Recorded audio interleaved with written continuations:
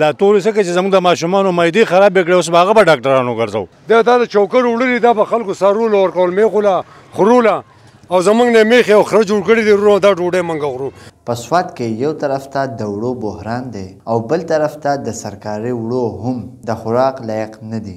د کمې له وجې غریب ولس د ستونزو سره مخه ده. خلکو د انتظامیې نه فوري کاروایي غوښتنه کړې او څه داسې وویل: ایسې صاحب له د دې دا وړه مې وړي دي، وچ وړه مې وړې ده، پیړه مې وړې ده او ډوډۍ مې له وړې چې دا ګوره دا زموږ دا حل دی.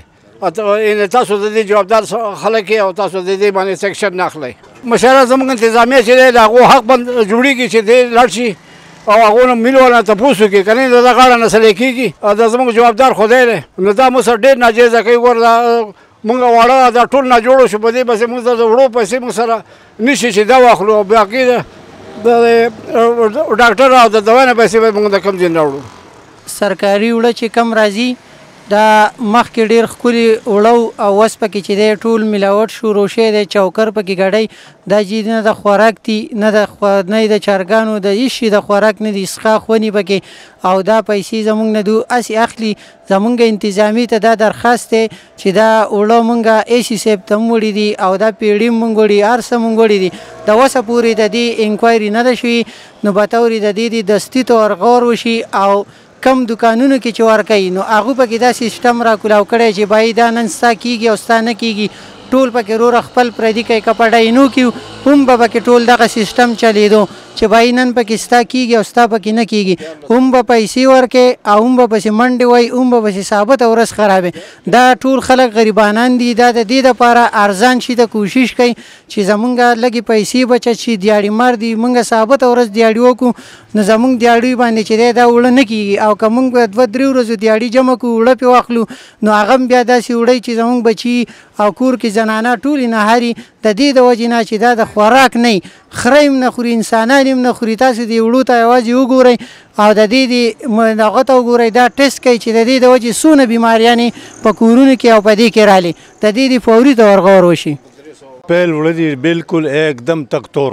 لا ټول څه چې زموږ د ماشومانو معدې خرابې کړې اوس به هغه به ډاکټرانو ګرځو. نو یو طرف ته وړه ګران دي هغه نه شو اخیستی، بل طرف ته راپسې دا تور زهر رالیږي نو خم هسپتالونو ته او دې طرف ته متوجه کوي. نو زموږ سره ځان له د غریبۍ داسې حل ده چې ګنجایش نشته او الټه به ماشومان په هسپتالونو ګرځو.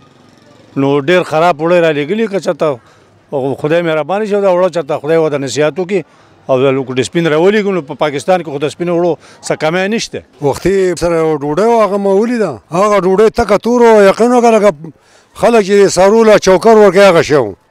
دا ډوډۍ ده. یو سړی وایي ما 100 ګزه ټوپ والی دی، که نور خلک وایي دا ګزه او دا میدان دا ډوډۍ دا د خوراک ډوډۍ داسې تاسو وګورئ وروره تک تور وړه دي.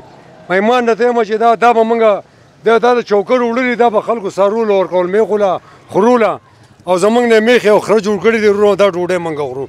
نو دپاره د خدای مونږ د واکدارو ته دا هدایت کوو که دوی چېرته خدای پاک د دې په زړه باندې د رحم اوبه توی کړي او دا وړه لږ ښه کړي نو ښه به وي. وروڼه یو طرف ته دا سپین وړه ګران دي د هغې خو زمونږ چار نه کېږي، ولې چې په 300 په 3000 روپۍ څوک اخیستی شي او دا وروڼه دا چې ماشومان وخوري نو بیا د هغو په ګېډو باندې دړي او دا شی به بیا بد راځي. نو خدای پاک دې ته هدایت وکړي چې دا چوکر په موږ نه خورئ او موږ له لږه ګزارې والا وړه راکړئ. نو لکه دا به د دې ډېره مهرباني او وسلام.